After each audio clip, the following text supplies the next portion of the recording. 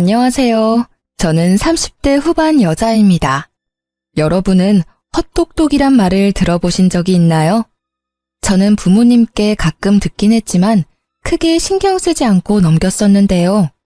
제 인생에서 큰 사건을 겪은 지금은 그야말로 제가 헛똑똑이로 살아왔다는 걸 뼈저리게 느꼈답니다. 저는 학창 시절부터 공부도 열심히 하고 주어진 일도 잘 해내서 주변 사람들에게 똑부러진다는 말을 자주 듣고 살아왔는데요. 저를 정말 잘 아시는 부모님은 제가 똑똑한 척하는 헛똑똑이라서 막상 제 몫도 잘 챙기지 못하고 허튼 짓을 한다는 걸 잘 알고 계셨던 거죠.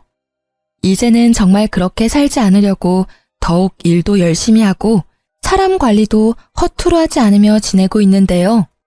얼마 전에 가장 비참했던 시절에 저를 가장 힘들게 만들었던 사람을 우연히 마주치게 되었답니다. 바로 전 신우였는데요. 제가 다니는 회사 안의 화장실에서 딱 마주치고 말았죠. 손을 씻고 있는데 누군가 뒤에서 쏘아보는 시선이 느껴져서 돌아보니 신우가 한쪽 입술만 픽 올리면서 저를 비웃고 있는 게 아니겠어요? 아니, 이게 누구야? 원수는 외나무 다리에서 만난다더니 안 그래도 한 번 만나면 머리털 좀 다 뜯어놓고 싶었는데 하필 면접 보는 회사에서 만날 게 뭐야? 여전히 말버릇 고약한 건 여전하네.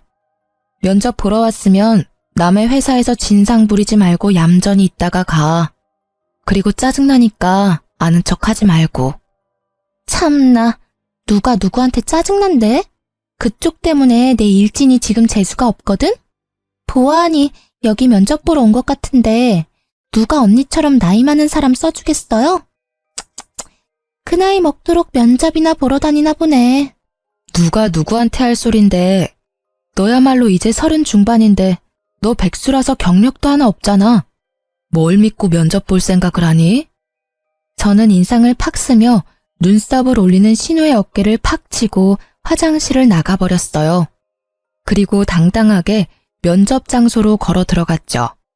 제가 들어가자 이미 면접장에 앉아있던 직원들이 일어나서 인사를 건넸답니다. 맞아요. 저는 이 회사의 이사로 재직 중이랍니다. 몇 년 전에 이혼한 뒤에 더욱 스펙을 쌓아서 지금의 회사의 임원으로 이직을 성공할 수 있었는데요. 전에 다니던 회사보다 작지만 앞으로 수요가 많은 분야의 회사라서 만족하며 다니고 있답니다. 오늘 고객 서비스 센터 직원들을 더 뽑으려고 면접을 보는 자리인데 신우이를 여기서 본 거죠. 저는 신우이가 들어오기만을 기다리면서 다른 사람들을 차례로 면접을 봐나갔답니다. 그리고 드디어 신우이가 다소곳한 표정으로 면접장 안으로 들어오더군요. 정상적인 사람 흉내를 내고 있으니 기가 막혀서 혼자 헛웃음까지 나오더라고요. 신우이가 깍듯이 인사를 하고 고개를 들었고 차갑게 신우이를 보고 있는 저와 눈이 딱 마주쳤어요. 신우이가 저를 보고 제 앞에 이사라는 팻말을 보고는 동공이 마구 흔들리면서 얼굴이 새하얘지더라고요. 다른 직원들의 질문에 덜덜 떨면서 제대로 답도 못하는 신우이를 한심하게 바라보며 예전 결혼 생활을 떠올렸답니다. 사회에 나와서 만났으면 상대도 안 했을 신우이 때문에 죽고 싶을 정도로 힘들었을 때가 있었죠. 도대체 어떤 사연일지 궁금하시죠? 제 이야기를 한번 들어봐 주세요. 저는 사내 연애로 오랫동안 만났던 남자와 헤어지고 1년 동안 방황을 했었어요. 저도 그랬고 회사 사람들도 당연히 결혼까지 할 거라고 생각했지만 그 남자는 아니었던 거죠. 그렇게 30대 중반이 되니 마음이 급해져서 소개팅을 많이 하게 되었는데요. 그 중에 한 명이 바로 전 남편이었던 거죠. 남편은 저를 만나자마자 이렇게 말하더라고요. 제가 어머니 때문에 그동안 소개팅을 참 많이 했습니다. 그런데 오늘 같은 느낌은 처음입니다. 이런 걸 첫눈에 반했다고 하는 걸까요? 처음 만나자마자 느끼한 말을 해대서 사실 처음부터 호감이 가진 않았어요. 하지만 남편은 자기의 말을 증명이라도 하듯이 정말 열정적으로 구애를 했답니다. 거의 40에 가까운 남자가 20대 남자처럼 열정적으로 애정을 쏟아주니까 저도 마음이 기울더라고요. 직업도 대기업 팀장이라 연봉도 나쁘지 않았고 홀어머니와 여동생과 같이 산다고 했지만 가족 문제가 그렇게 크게 결혼에 걸림돌이 될 거라는 생각은 안 했던 것 같아요. 연애는 6개월 정도 하고 프로포즈를 받게 되었는데 짧은 시간이지만 자기 어머니에 대한 애틋한 마음을 자주 내비치긴 하더라고요. 우리 어머니가 나랑 여동생을 키우시느라 정말 고생을 많이 하셨어. 특히 내가 취직할 때까지 용돈 주셔가며 도와주셨지. 그래서 난 진짜 어머니한테 잘하고 싶어. 우리 부모님도 나 키우느라 고생 많이 하셨어. 어느 부모님이든 다 애틋하고 그렇지. 결혼 전에 말하고 싶은 게 있는데 물론 나도 최선을 다할 거야. 하지만 우리 효도는 각자 하자. 요즘 다 그런 거 알지? 어차피 분가해서 우리 둘이 사는데 양가 부모님들 뭐 얼마나 보겠어. 우리도 각자 일하느라 바쁘고. 근데 우리 엄마는 며느리랑 딸같이 친하게 지내시는 걸 항상 바라셨으니까 여보가 좀 맞춰줬으면 좋겠어. 너무 정없게 그러지 말고. 그래, 최선을 다한다니까. 그럼 자기도 우리 아버지랑 낚시도 가고 잘 지내줘. 우리 아빠도 사위랑 낚시 다니는 게 꿈이래. 제가 그렇게 말하니 남편은 꿀먹은 벙어리처럼 아무 말도 하지 않더라고요. 그래서 알아들었나 생각했는데 지금 생각하면 계속 이런 문제로 다투면 결혼을 못할까봐 참았던 것이죠. 그렇게 상견례를 하게 되었고 고급 한정식 식당을 제가 직접 예약했답니다. 친정 부모님도 정시에 도착하셔서 남편과 이런저런 얘기를 나누시고 있었고요. 그런데 예비 시모와 신우가 1시간이나 늦게 온 게 아니겠어요? 남편이 안절부절 못하니 친정 아버지는 오히려 괜찮다고 다독여주셨어요. 그때 문이 벌컥 열리며 두 사람이 거만한 태도로 들어오더라고요. 하필 골라도 이런 외진 데를 고를 게 뭐람? 택시도 안 잡히고 차는 또 어찌나 막히는지. 오빠, 우리한테 뭐라고 하지 마. 이런 식당을 잡은 게 문제지. 아, 짜증나. 배고파 죽겠네. 두 사람은 미안하단 말을 한마디도 하지 않고 오히려 당당하더라고요. 친정 부모님의 표정이 점점 굳어지는 걸 보자 제가 더 민망해졌답니다. 결혼식 날짜는 6월 20일로 받았는데 어떠신가요? 이날이 가장 좋다고 하는데요. 아, 안 돼요. 나 유럽 여행 갔다가 오는 날이 24일이니까 그 이후로 해요. 여행이요? 이미 예약을 다 한 거예요? 항공권도 다 샀어요? 아니, 아직 산 건 아닌데 이미 친구들하고 날짜 다 맞춰서 안 돼요. 아, 더 늦게 해요. 결혼식이 뭐 대수라고. 네? 오빠 결혼식이 여행보다 더 중요하죠. 제가 알아보니까 식장도 21일이 제일 저렴하고 조건도 좋아요. 좀 양보해 주시면 안 될까요? 예, 21일 말고 그 다음 주 주말로 하면 되지. 일주일 차이가 뭐 그리 대수라고 그래? 벌써부터 신우이를 이기려고 하니? 우리 아들같이 잘난 남자랑 결혼하면 받아들일 건 받아들여야지. 사부인, 안 그래요? 갑자기 친정아버지가 물컵을 쾅 하고 세게 놓으셨어요. 어머니가 얼른 아버지 손을 잡아 말리고 분위기는 순식간에 얼음처럼 차가워졌답니다. 화가 난 아버지를 보고 시모가 그제야 말을 아끼더라고요. 결국 결혼식 날짜는 다시 잡아보기로 하고 그 비싼 밥도 먹는 둥 마는 둥 한 채로 상견례가 마무리되었죠. 집으로 돌아오는 내내 친정 부모님은 아무 말씀도 없으시더라고요. 시모와 신우의 얼굴을 떠올리니 저도 마음이 심란해져서 결혼하는 게 잘하는 일인지 헷갈렸죠.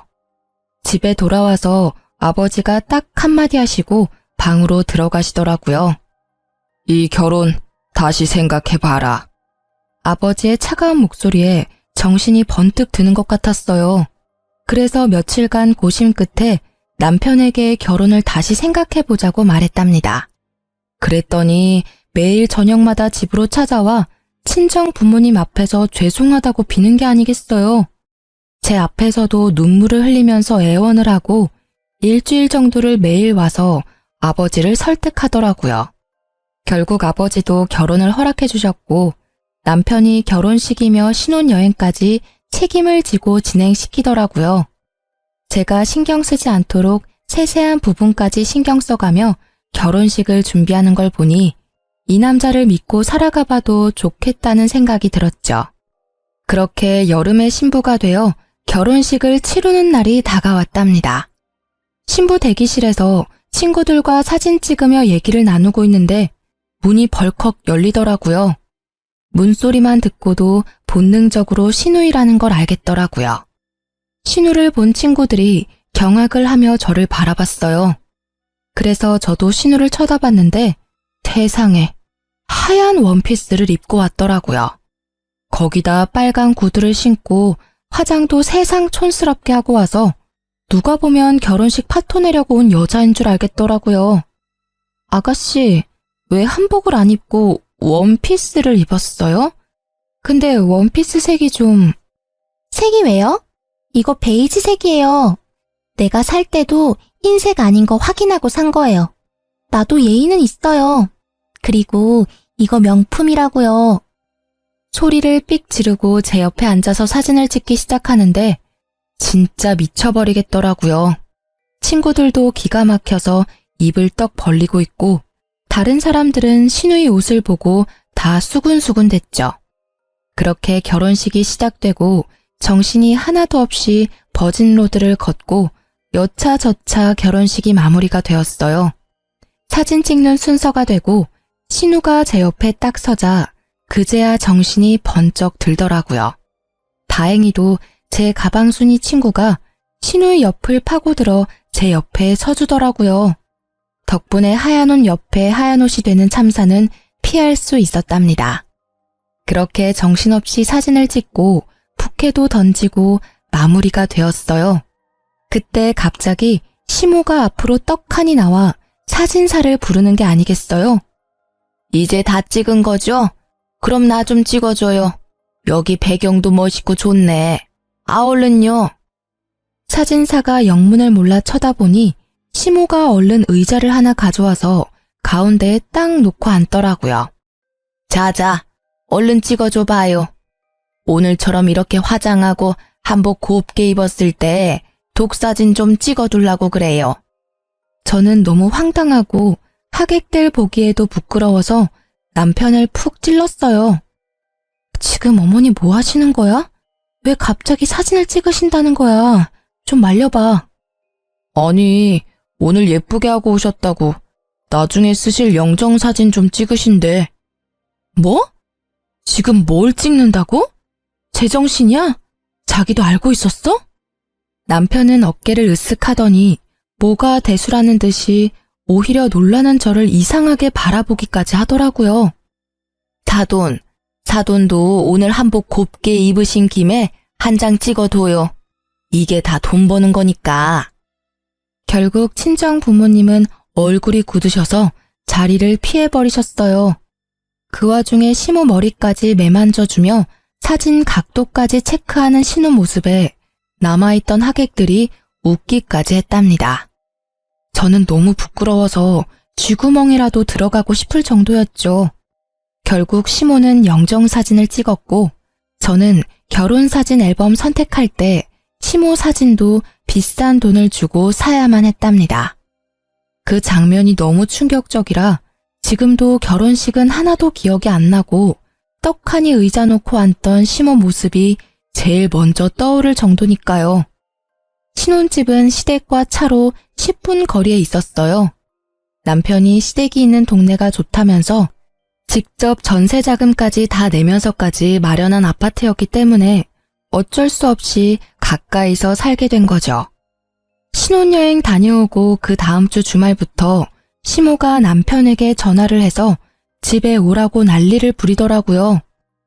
엄마가 나랑 떨어져 살게 되니까 적응이 안 돼서 너무 울적하시대. 토요일마다 집에 와서 같이 밥 먹자는데 가면 안 될까? 매주 토요일마다 가자고? 그건 좀 너무하지 않아? 나도 쉴 시간은 있어야지. 그럼 일요일은 우리 집에 매주 갈 수 있어? 아니잖아. 지금은 초반이니까 좀 맞춰드리고 점점 안 가면 되지. 아, 너무 깐깐하게 굴지 말고. 일단 이번 주는 가는 거다. 알았지? 그렇게 토요일에 시댁에 가게 되었는데요. 진짜 너무 가기 싫었지만 신혼이니 좋은 게 좋은 거란 심정으로 따라 나섰죠. 저녁 5시쯤 도착해서 나가서 외식을 하던지 배달을 시켜 먹으려고 생각을 하고 있었는데요. 시댁에 딱 들어가니 시모가 제 인사도 받지 않고 고갯짓으로 주방을 가리키는 게 아니겠어요? 황당했지만 주방으로 들어가 봤는데 싱크대 가득 장바온 채소며 고기들이 쌓여 있더라고요. 어느새 제 옆으로 다가온 시모가 말했어요. 어디 이제 시집을 왔으니 솜씨 좀 보자. 오늘은 간단하게 갈비찜이랑 잡채 좀 해봐라. 내가 너 힘들까봐 장까지 미리 다 봐뒀다. 이런 시어머니가 어딨니? 전 요리 잘 안 해봐서 갈비찜 같은 건 못해요. 나가서 외식하면 안 될까요? 너는 나이가 몇인데 음식도 못하는 게 말이 되니? 앞으로 명절이며 제사며 어떻게 하려고 그래? 너는 이 집안의 큰 며느리야. 얘가 아주 정신을 빼놓고 살았네. 니네 엄마는 여지껏 뭘 가르친 거야? 그리고 못하는 게 어딨어? 지금부터 배워. 요즘 인터넷 보면 만드는 법 다 나와 있잖아. 보면서 해봐. 시모는 저만 남겨두고 거실로 가버렸죠. 황당해서 남편을 좀 부르려고 했는데 셋이 예능 프로를 보며 아주 배꼽을 잡고 웃고 있더라고요. 진짜 어이가 없어서 남편과 눈 좀 마주치려고 계속 애쓰고 있는데 시모가 저를 매서운 눈으로 째려보면서 얼른 하라는 식으로 또 고갯짓을 했죠. 저는 하는 수 없이 갈비찜 만드는 법을 검색해서 따라해보기 시작했어요. 처음 만드는 거니까 시간도 오래 걸리고 정신도 없고 미치겠더라고요. 혼자 불 앞에서 땀을 뻘뻘 흘리며 요리를 하고 있는데 신우가 어슬렁거리며 주방으로 들어왔죠. 뭐, 타는 냄새 나는 것 같은데? 언니 진짜 잡채도 처음 해봐요? 그래놓고 어떻게 결혼을 할 생각을 했지? 아가씨, 지금 정신 하나도 없으니까 좀 도와주던지 아니면 나갈래요? 무서워. 네, 나갈게요. 오늘 안에는 먹을 수 있으려나 몰라. 그러면서 제가 썰어놓은 당근을 하나씩 빼서 먹는 게 아니겠어요. 제가 도끼 눈을 하고 쳐다보니까 신우가 훗 하고 비웃고는 들었던 당근을 탁 던져버리고 나가더라고요. 저는 다 때려치고 집으로 뛰쳐가고 싶었지만 참을 인자를 새기며 계속 요리를 할 수밖에 없었죠. 거의 2시간 동안 만들어서 간신히 밥상을 차렸는데 얄미운 신우가 또 한마디 하면서 식탁에 앉더라고요. 배고파 죽겠네. 갈비찜 30분이면 할 걸 무슨 2시간이 걸려? 너무 짜다. 오빠, 잡채 좀 먹어봐. 와, 이렇게 맛없는 거 처음 먹어봐. 우리 아들 도대체 장가 가서 뭐 먹고 회사 가는 거야? 너 남편 저녁밥은 챙겨주니? 그 쉬운 갈비찜도 이따위로 만들고 한심하다 한심해. 너 안 되겠어. 매주 주말마다 와서 요리 배워. 알았어? 저희는 저녁까지 회사에서 다 먹고 와요. 그리고 요즘 밀키트가 얼마나 잘 나오는데요. 돈도 더 절약돼요, 어머니.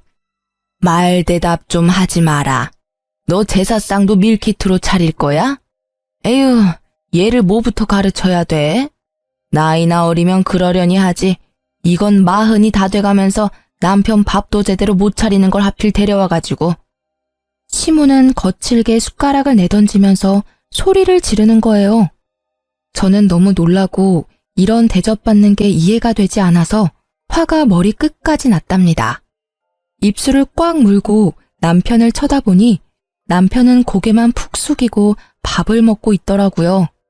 시누이와 시모는 못 먹겠다면서 거실로 나가서 계속 궁시렁대더라고요. 저는 이대로 가단 폭발할 것 같아서 조용히 일어나 가방을 들고 현관문으로 향했어요. 제가 나가는 걸 본 시모가 악을 쓰듯이 소리를 지르더라고요. 야, 너 어디서 배워먹은 버르장머리야? 당장 안 들어와? 누구 보고 설거지하라고 부엌을 개판으로 만들고 나가는 거야? 야! 저는 그대로 집으로 돌아왔고 남편은 뒤따라오더니 시모한테 전화해서 사과하라고 계속 강요하더라고요. 그런 남편도 꼴 보기 싫어서 아무 말도 안 하고 일주일 동안 냉전이 이어졌답니다. 시모와 신우는 하루에 수십 개씩 메시지를 보내는데 스토커도 이렇게는 안 할 것 같네요. 소름까지 끼쳐서 아예 며칠은 핸드폰을 끄고 살 정도였답니다. 특히 어이가 없는 건 제가 그렇게 가버렸는데도 신우가 매주 금요일마다 먹고 싶은 메뉴를 보내는 거였어요. 도대체 무슨 생각으로 사는 건지. 진심으로 신우이가 덜 떨어져 보이기까지 했어요. 그러거나 말거나 읽지도 않고 철저히 무시해버렸죠. 퇴근하고 와서 저녁 먹고 쉬고 있는데 갑자기 초인종이 막 울리는 게 아니겠어요. 깜짝 놀라서 옆에 있던 남편을 쳐다보니 남편도 영문을 모르겠다는 표정으로 확인을 해보더라고요. 아니나 다를까 신우가 저승사자처럼 서 있더라고요. 언니, 왜 연락을 안 받아요? 혹시 나 차단한 거예요? 진짜 기가 막히네. 무슨 일인데 야밤에 집까지 찾아와요? 급한 일이 있으면 오빠한테라도 연락하면 되잖아요. 엄청 급한 일이니까 내가 쫓아온 거죠. 나 내일 갑자기 면접이 잡혀서 내일 입고 갈 옷 좀 빌려줘요. 언니는 회사 다니니까 정장 많잖아요. 신우는 통보하듯 말하고는 거침없이 안방문을 열고 들어가더라고요. 너무 황당해서 얼른 뒤따라갔는데 벌써 옷장을 열고는 제 옷들을 뒤적이고 있었어요. 아니 이게 지금 뭐 하는 거예요? 왜 남의 옷을 막 뒤져요? 그리고 아가씨랑 나랑 사이즈가 다른데 어떻게 입으려고요? 얼마나 차이 난다고 그래요? 가지고 있는 옷 중에 좀 사이즈 넉넉한 거 없어요? 아니, 내가 당장 옷을 사달라는 것도 아니고 한 번 빌려 입는다는데 뭘 이렇게 야박하게 굴어요? 그래, 내일 면접 본다는데 당신이 좀 좋은 마음으로 옷 좀 챙겨줘. 이 옷 괜찮네. 나 이거랑 이 블라우스 가져가도 되죠? 어? 이 가방 내가 갖고 싶었던 건데. 나 내일 한 번만 들고 갔다 오면 안 돼요? 가방은 안 돼요. 나도 큰 마음 먹고 산 거라 몇 번 들지도 않았어요. 옷만 가져가요. 아, 언니. 새 것도 아니고 쓰던 건데. 내일 한 번만 빌려줄 수 있잖아요. 정없이 뭘 그렇게 딱 잘라요? 딱 한 번만요. 그럼 잘 쓸게요. 제가 말릴 새도 없이 신우는 가방이랑 옷들을 가지고 현관문으로 질주를 하더라고요. 현관문까지 휑하게 열어놓고 가버린 걸 보니 기가 막혀도 진짜 한참 막히더라고요. 남편도 제가 한마디 할 줄 알고 슬그머니 화장실로 들어가서 나오지도 않고 저는 혼자 냉수를 벌컥벌컥 들이켜고 화를 식혀야만 했답니다. 하루만 입고 돌려준다더니 옷과 가방을 가져간 지 벌써 한 달이 흐르고 있었어요. 저는 남편을 앞세워서 시댁으로 찾아가 봤죠. 아니 그렇게 전화를 해도 받지도 않더니 네가 무슨 바람이 불어서 집까지 다 왔냐? 온 김에 저녁이나 해서 먹고 가라. 역시나 제가 집안에 들어가자마자 시모는 밥 타령을 하기 시작하더라고요. 저는 시모의 말을 무시하고 신우이의 방으로 들어갔어요. 얼마나 정리를 안 하고 사는지 돼지우리가 따로 없더라고요. 저는 신우 옷장을 열어 제 옷을 찾기 시작했죠. 저 구석에 돌돌 말려서 처박힌 블라우스를 발견할 수 있었어요. 옷을 펼쳐보니 세상에 김치국물 자국이 길게 나 있는 게 아니겠어요? 제가 비싸게 주고 산 실크 블라우스였는데 그걸 가져가더니만 마구 더럽혀 놓은 모습에 화가 머리 끝까지 났죠. 더럽혔으면 빨아놓기라도 해야 하는 거 아닌가요?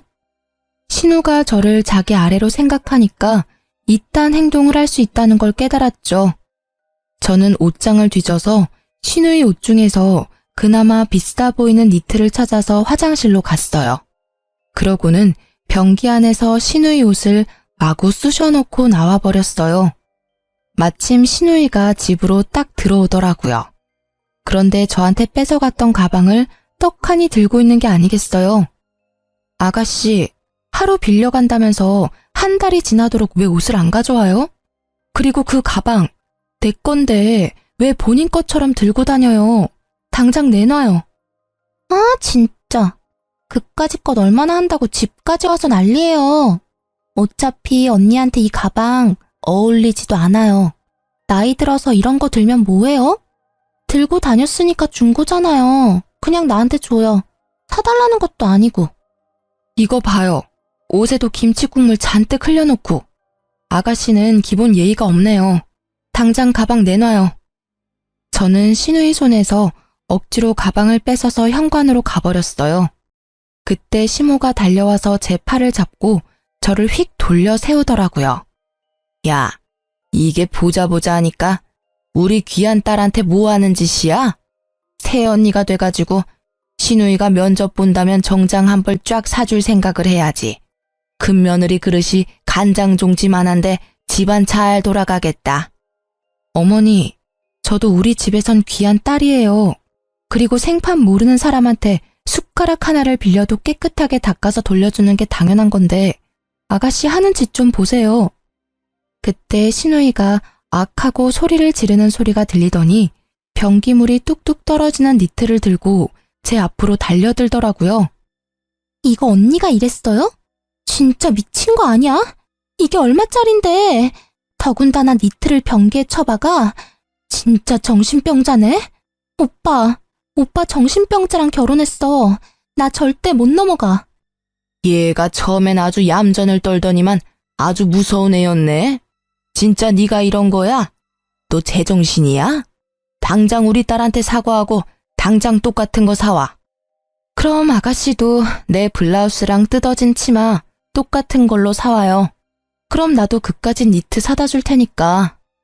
그리고 어머니, 덜 떨어진 아가씨 그렇게 계속 감싸면 아가씨 결혼도 못하고 평생 저렇게 살 거니까 정신 차리세요. 저는 할 말을 잃고 어버버하는 시모를 뒤로 하고 남편을 쳐다보지도 않고 집으로 돌아와 버렸답니다. 남편도 바로 저를 따라와서 엄청나게 화를 내더라고요. 시모와 시누이가 핸드폰에 불이 나도록 번갈아가며 전화하는 건 말할 것도 없고요.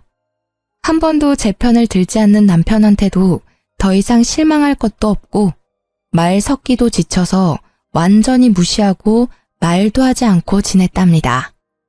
한 달 넘게 남편과 말도 하지 않으니까 남편도 기가 죽었는지 제 눈치를 살살 보며 지내더라고요. 저는 그 사이에 남편에게 모든 정이 다 떨어져 버려서 남편이 쩝쩝대며 밥 먹는 모습도 꼴보기가 싫을 정도였어요. 그래서 될 수 있으면 야근까지 하고 집에 늦게 들어왔답니다. 주말에도 근무를 지원해 남편과 함께 있는 시간을 최대한 만들지 않으려고 했어요. 그렇게 몇 달이 지나고 잠잠하던 시모가 슬금슬금 연락이 오기 시작하더라고요. 신우도 이번 주 메뉴를 적어서 보내기 시작하는데 진짜 정신이 이상한 게 아닌가 하는 생각까지 들었어요. 일반적인 사람이라면 이럴 수가 없잖아요. 하루는 제가 정신없이 일을 하다가 전화가 와서 확인도 안 하고 받았는데 앞불싸 신우이더라고요. 이제야 전화를 받네요. 엄마가 이번 주 토요일에 와서 닭볶음탕 만들어서 같이 먹재요. 그럼 지금까지 했던 행동들 용서해주고 다시 잘 지내본다니까 장 봐서 일찍 와요. 내가 용서받지 못할 행동한 게 있나요? 아가씨가 나한테 잘못을 빌어야 될 것 같은데. 아가씨 면접 붙었어요? 떨어졌죠? 그럼 지금 하는 일 없는 백수잖아요. 아가씨가 어머니한테 닭볶음탕 좀 만들어서 효도 좀 해봐요.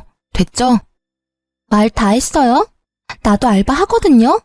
나한테 이렇게 대한 거 엄마한테 다 말할 거니까 알아서 해요.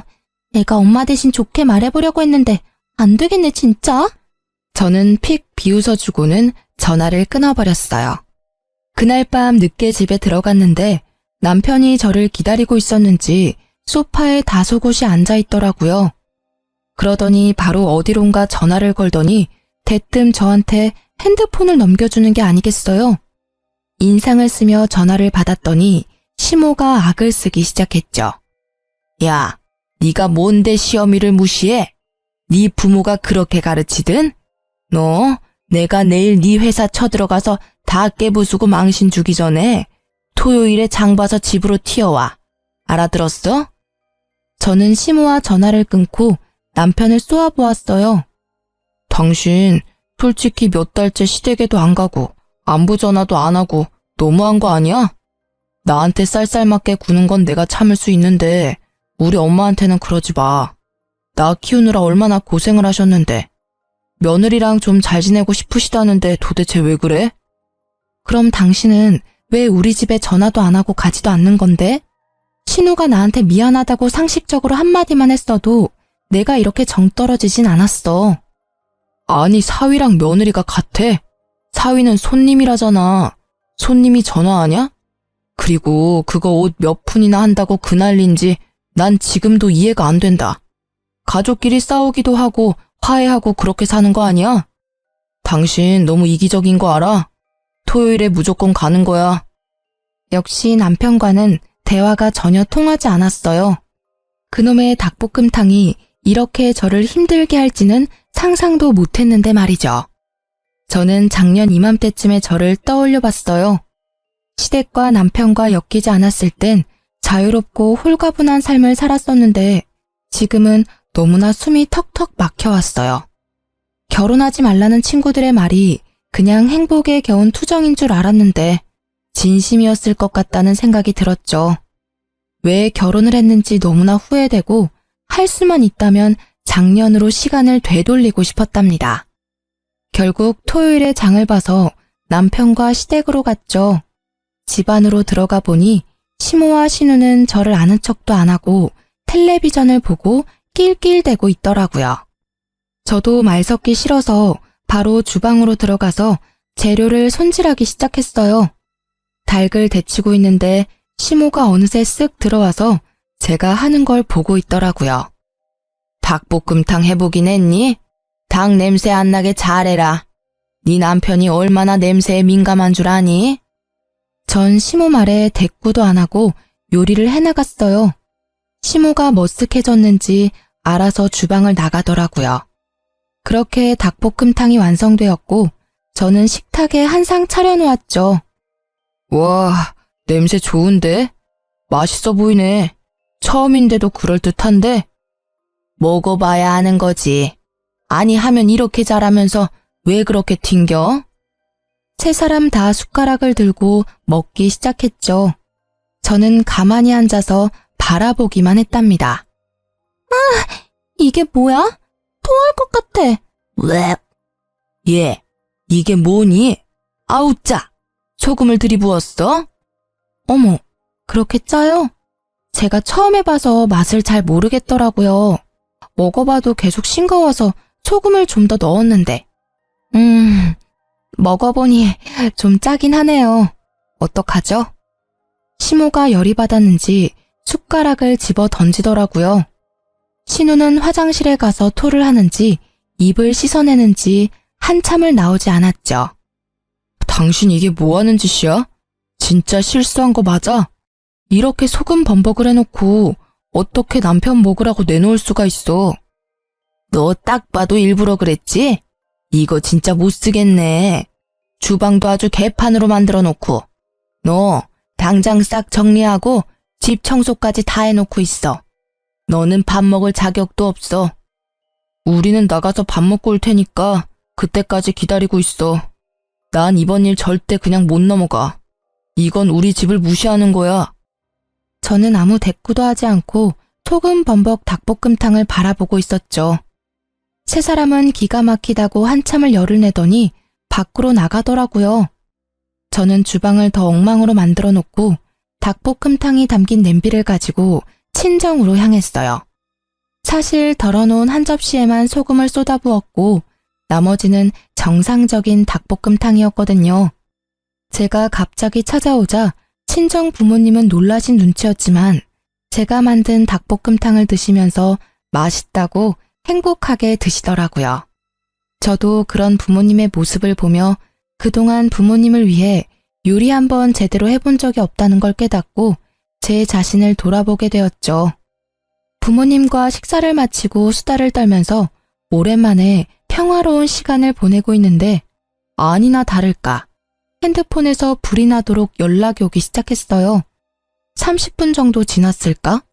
친정집 현관문을 누가 미친 듯이 두드리기 시작했답니다. 놀라신 부모님이 현관문을 열자 남편이 씩씩대며 서 있더라고요. 아니 자네 이게 무슨 일인가? 왜 이렇게 문을 부수듯이 두드려? 제 처 여기 있죠? 아무리 전화를 해도 받아야 말이죠. 야, 당장 나와. 야라니? 자네 왜 이렇게 흥분을 했나? 도대체 무슨 일인가? 저게 우리 집 주방을 개판으로 만들고 일부러 소금을 들이부어서 제 동생은 죽을 뻔했다고요. 아니 시댁을 얼마나 무시하면 그딴 짓을 합니까? 저 절대 못 넘어갑니다. 오늘 아주 버릇을 단단히 고쳐놔야지. 야, 당장 나와. 누가 들으면 내가 음식에 독이라도 탔는 줄 알겠네. 당신이야말로 우리 집에 와서 이게 무슨 행패야? 우리 집은 우스워 보여? 이게 아직도 말대답이야? 하늘 같은 남편을 이따위로 취급해? 당장 따라 나와. 남편이 제 손목을 세게 비틀어서 잡아 끌기 시작했어요. 화가 난 아버지가 남편을 팍 밀쳐버렸죠. 자네야말로 장인 장모를 얼마나 무시하면 내 앞에서 내 딸 손모가지를 비트나? 여지껏 우리 딸 이렇게 대한 거야? 당장 꺼지게. 당장. 친정아버지가 문을 못 닫도록 막아대는 남편을 다시 한번 세게 밀어서 넘어뜨리고는 현관문을 닫아버렸답니다. 남편은 한참을 쿵쿵 발로 현관문을 차다가 돌아갔죠. 너 여지껏 이런 취급을 받았어? 네가 저놈보다 뭐가 부족해서? 당장 이혼해라. 하나 보면 열을 안다고 더 볼 것도 없다. 아버지의 말을 듣고 저도 정신이 바짝 차려지면서 이혼을 해야겠다는 결심이 굳어졌어요. 그렇게 당장 남편에게 이혼을 통보했고 남편은 절대 안 된다며 집으로 들어오라고 했어요. 난 이혼할 때까지는 절대 그 집으로 돌아가는 일 없을 거야. 내가 그 집에 가는 날은 내 짐을 빼오는 날뿐이야. 오늘 당신 회사로도 이혼 서류 보냈으니까 당장 도장 찍어서 보내. 내가 바람을 폈냐? 너를 패기라도 했냐? 내가 이혼 안 하겠다는데 네가 무슨 수로 이혼을 할 건데? 어디 한번 계속 개겨봐. 누가 이기나 보자. 저는 닭볶음탕을 만들러 간 날에 시모와 남편이 한 대화를 모두 녹음했었고 남편이 친정에 와서 소란을 피운 것도 모두 녹음을 해놓았었거든요. 일부분을 남편에게 보내자 남편이 일단 이혼 서류 들고 만나자고 태도를 바꾸더라고요.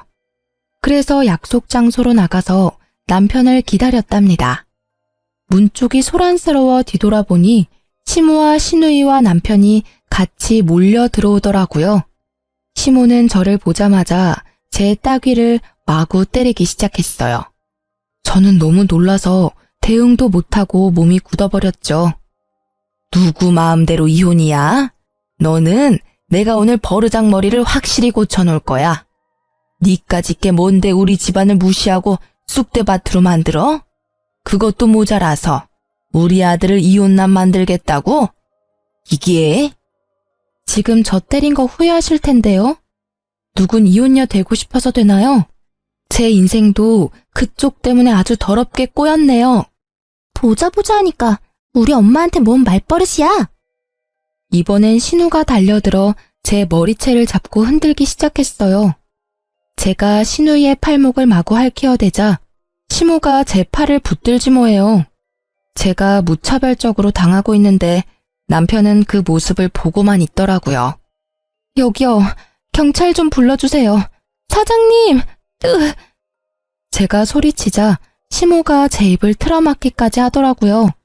경찰이 올까봐 무서웠는지 저를 끌고 밖으로 나가려고 하길래 안간 힘을 써서 주저앉아 버티기 시작했답니다.